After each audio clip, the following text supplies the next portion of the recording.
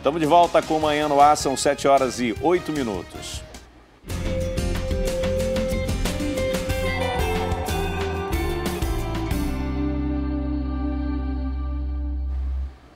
E nos últimos dias você já deve ter reparado que as temperaturas aqui em Manaus subiram bastante. Eu percebi. O início da estiagem. É isso mesmo. É que nós estamos naquele período de transição entre o inverno, se é que a gente tem inverno. É um período chuvoso, né? E o verão amazônico. E olha, é só o começo. Segundo meteorologistas, o calor deve aumentar. E nada melhor do que se proteger para evitar doenças de pele e também a desidratação. Não tá fácil lidar com o calor. E com as temperaturas lá em cima, o manauara se vira como pode. Usa guarda-sol, chapéu e até a mão na falta dos acessórios. Tá muito ruim. Nossa Senhora do Céu, a gente tá para morrer, né? Com esse calor tá horrível. A gente tem que, de vez em quando, estar se hidratando. É muito calor, só isso que eu tenho que te falar. Muito calor mesmo. Agora imagine quem precisa trabalhar na rua o dia inteiro. Tem que se hidratar. Tem que se hidratar. Tomando água, tem que se hidratar. Pouco mais de 4 horas da tarde, os termômetros ainda marcam 31 graus. Isso significa que o verão amazônico, aquele período mais seco do ano, está vindo aí. E segundo os meteorologistas, a tendência daqui para frente é que as temperaturas sejam ainda mais elevadas. E para enfrentar tanto calor, só mesmo tomando alguns cuidados. Esta dermatologista explica que quem vive aqui na região precisa redobrar a atenção para não desenvolver um câncer de pele. O nosso país é próximo à linha do Equador, onde as incidências de radiação ultravioleta são maiores. Então, a população, em geral, está mais suscetível a essa radiação e precisa se proteger das diversas formas que existem para proteção contra a radiação ultravioleta. E não é só o câncer de pele o problema. Outras doenças podem aparecer por conta da exposição ao sol sem proteção. A primeira coisa é o fotoenvelhecimento. O sol é considerado principal, a radiação é o fotoenvelhecimento. Com o fotoenvelhecimento, vem danos da pele relacionados a isso, que são as lesões pré-malignas e as malignas também. Fora isso, a gente tem pessoas que têm predisposição genética, eu posso ter também manchas relacionadas ao sol, né? E para não descuidar da saúde, aí vão algumas dicas. A primeira é investir em um protetor solar com fator acima dos 30. Mas o mais importante é a reaplicação. Então, o ideal é que você reaplique de 2 ou de 3 em 3 horas. Isso se eu estiver em situações normais, né? Entrar em água, suor excessivo, eu preciso reaplicar logo depois, porque o protetor se perde, ele sai. É importante também evitar se expor ao sol no período de 9 da manhã às 3 da tarde. Mas se o seu caso for igual ao do Ricardo do início da reportagem, os cuidados devem ser ainda maiores. Se precisar se expor com protetor solar e com outras formas de proteção, né? Então eu tenho sombrinhas, chapéu. Quanto mais eu juntar essas formas, melhor eu vou ter uma proteção. Fora isso, procurar o lado da sombra. Por último, e tão importante quanto as outras dicas, é preciso beber água, muita água. Muito mesmo. Olha, eu sou uma pessoa solar, adoro o sol, mas você tem que ter uma proteção diária, né? Às vezes até a luz de dentro de casa, ela agride a pele. Então é importante você usar protetor solar, até mesmo em dias de chuva. A nossa região a gente tem uma incidência muito forte. Inclusive, aqui os números de câncer de pele só não são maiores porque a maior parte da população tem a pele morena, né? Tem melanina, tem bastante melanina no corpo, então isso acaba ajudando a evitar grandes quantidades de casos. Mas existem com muita frequência câncer de pele e é uma doença que não é de um dia para o outro, é a exposição ao sol durante a vida inteira.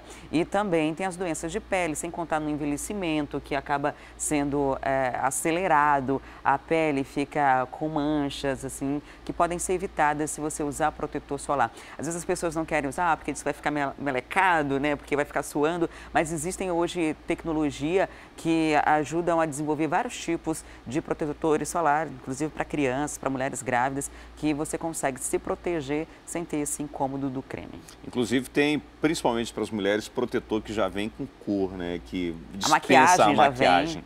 Já você passa o protetor ali, já está maquiada e também protegida. Agora, tem outra coisa que é importante, Adriane Diniz, a gente ficar atento com relação à hidratação, principalmente as crianças. E o que acontece? Aqui na nossa região, a gente está ali no dia a dia e nem percebe que está sendo desidratado, principalmente se você está praticando uma atividade física.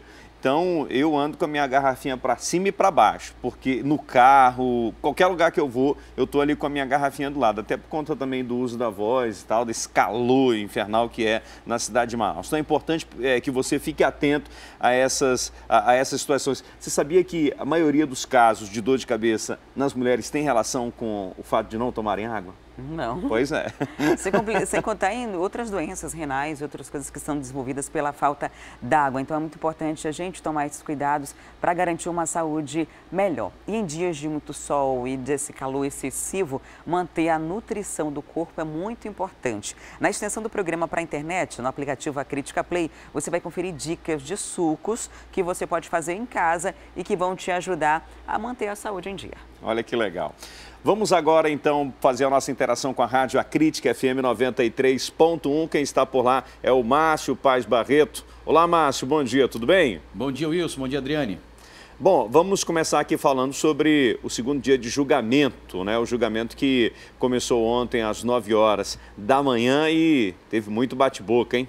Pois é, rapaz, principalmente o bate-boca foi entre o relator, né, o ministro Herman Benjamin, e o presidente do Tribunal Superior Eleitoral, nada mais nada menos que Gilmar Mendes, né? O relator Herman Benjamin já mostrou que é a favor da cassação, porém o ministro Gilmar Mendes pediu cautela, pediu cuidado, né, muita atenção na hora dos ministros votarem. Então há um embate justamente sobre isso. O que acontece? Eles estão avaliando o que a defesa está pedindo. A defesa de Dilma e Temer estão pedindo que as provas sobre as delações da Odebrecht, dos executivos da Odebrecht, sejam retiradas desse processo. O que acontece? Essas delações afirmam que a chapa de Dilma e Temer receberam propina da empreiteira Odebrecht, que tinha contratos com a Petrobras, e essas propinas que foram recebidas, de acordo com as delações, chegam a 150 milhões de reais. O relator, o ministro Herman Benjamin, disse que essas provas fazem parte do contexto do pedido de cassação e não podem ser retiradas. Acompanham com ele nessa mesma ideia o ministro Luiz Fux, que é ministro do STF, e a Rosa Weber, que é ministra também do STF. Os outros 4 ministros que ainda estão ali a favor, meio que neutro, desse pedido da defesa de Dilma e Temer, são os ministros Gilmar Mendes, Nunes Maia, Edmar Gonzaga e o Tarcísio Vieira.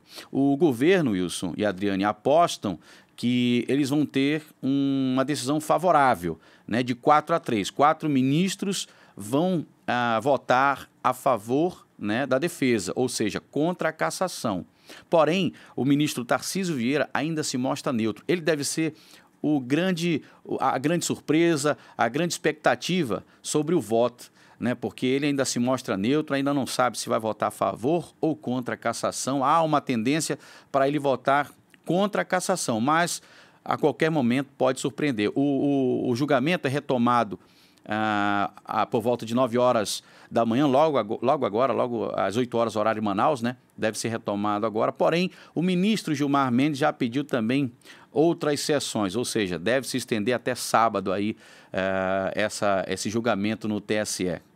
Eu assisti parte do julgamento, Márcio. É complicado assistir todo, né? Porque é muito cansativo e tal, eles lerem aqueles relatórios, aquelas peças e darem suas justificativas. Agora, ao longo da leitura do relator, do Herman Benjamin, o tempo todo o presidente, né, que é o Gilmar Mendes do Tribunal Superior Eleitoral, fazendo provocações, né? E ali de forma muito satírica, né? Eu acho um negócio deselegante, né? Ele poderia manter ali a postura enquanto presidente, dizer assim, olha, não concordo com isso, eu acho que esse deveria ser o caminho. Eu percebi muito esses sarcasmos, né? E num julgamento tão importante, né? Mas, enfim, vamos continuar acompanhando essa situação que ainda vai render muita coisa. Inclusive, esse julgamento muda também a rotina do Planalto e muda a rotina do Congresso. O que acontece? Geralmente, os parlamentares deixam Brasília na quinta-feira, né? Começam a deixar Brasília na quinta-feira e passam o fim de semana nos seus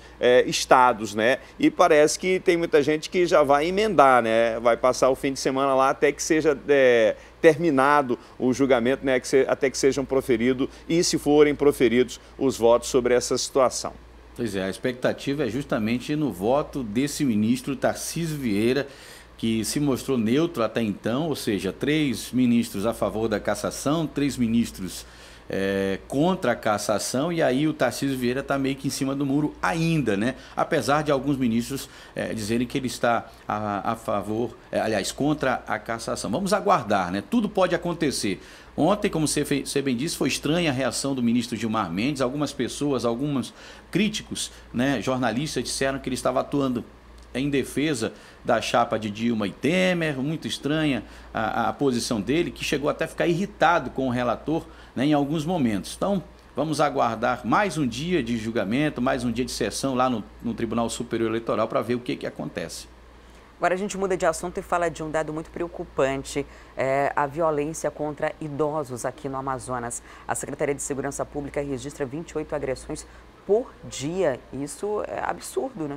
Pois é, quando a gente fala de violência, né, a gente já fica revoltado. Imagina quando essa violência é contra crianças e pessoas idosas. Como você bem disse, a Secretaria de Segurança Pública identificou de janeiro até março 2.607 casos de violência contra pessoas idosas. Um dado realmente muito alarmante. São 28 casos, média de 28 casos registrados por dia, né? E aí, se isso continuar acontecendo, a Secretaria de Segurança Pública acredita que esses dados podem chegar a mais de 10 mil casos registrados por ano. Os crimes são contra honra, difamação, perturbação, desvio e apropriação dos bens dos idosos. E como acontece com as crianças, os autores dessas agressões são filhos e netos, dentro da própria casa.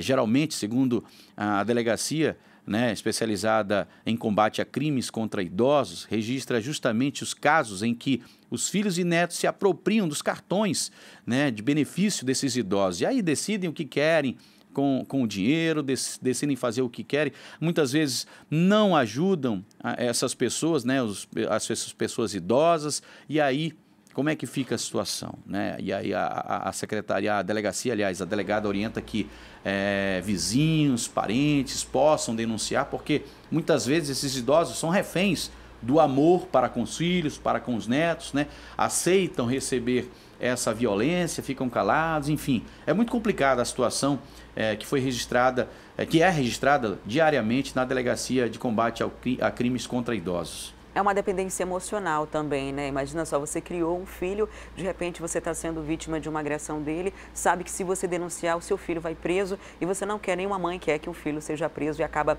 aceitando esse tipo de situação. Os idosos são pessoas vulneráveis e essa violência ela acontece de várias formas, até mesmo do abandono de incapaz, né? Muitos deles são deixados sozinhos em casa, já sem condições de preparar a própria comida, de cuidar da própria casa, da própria roupa. Então são situações que a gente vê com muita frequência. Esse número me chamou a atenção, de 28 por dia, é absurdo.